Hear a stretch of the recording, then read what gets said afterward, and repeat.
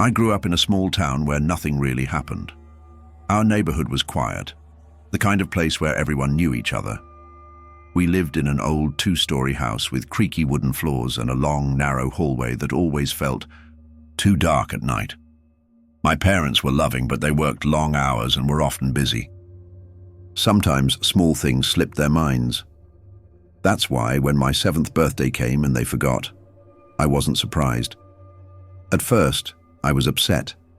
I spent the whole morning waiting for them to remember, hoping they would surprise me with cake or a present. But the day went on, and nothing happened.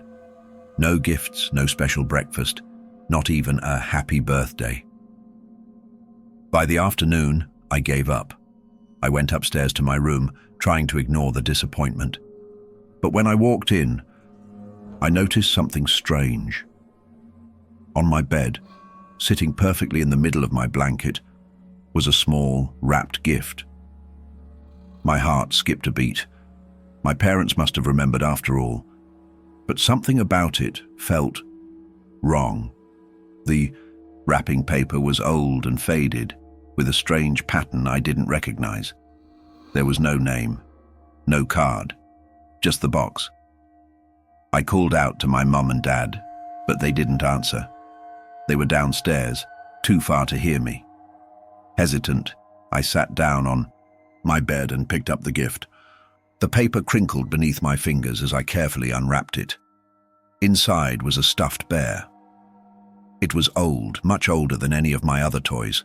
The fur was dirty and matted like it had been left in an attic for years. One of its button eyes was missing, and its stitched mouth curved in an uneven, lopsided smile. Something about it made my stomach twist. I didn't own a bear like this.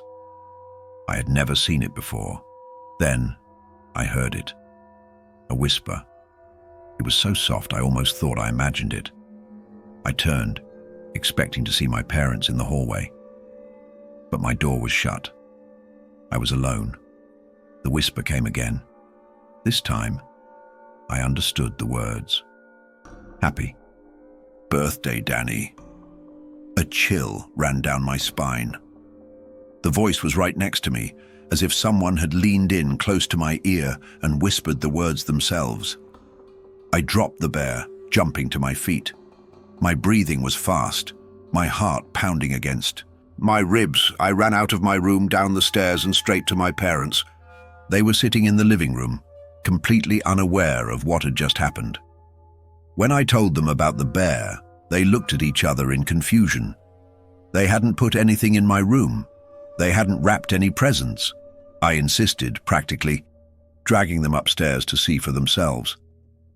But when we opened my bedroom door, the bear was gone. The bed was empty. The wrapping paper was nowhere to be seen.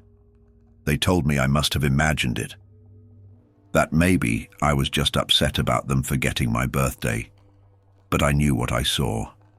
That night, I barely slept. Every noise in the house made me jump. I kept picturing the bear's crooked smile and its missing eye. Sometime past midnight, just as I was finally starting to doze off, I heard it, a creak, my bedroom closet door. I turned over, my breath catching in my throat. The closet door was open, just a few inches, but I knew I hadn't left it that way. And in the darkness, peeking out from the shadows, I saw them. Two small, round, gleaming button eyes. I wanted to scream, but no sound came out. Then, in the pitch-black silence of my room, the whisper came again. "You forgot about me, Danny." I bolted upright, my heart hammering in my chest.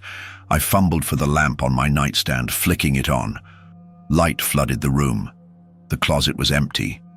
I ran to my parents' room, crying and shaking. They checked. My closet, the entire house, even the attic. But there was no sign of the bear. Eventually, they convinced me it had just been a bad dream, that my mind was playing tricks on me.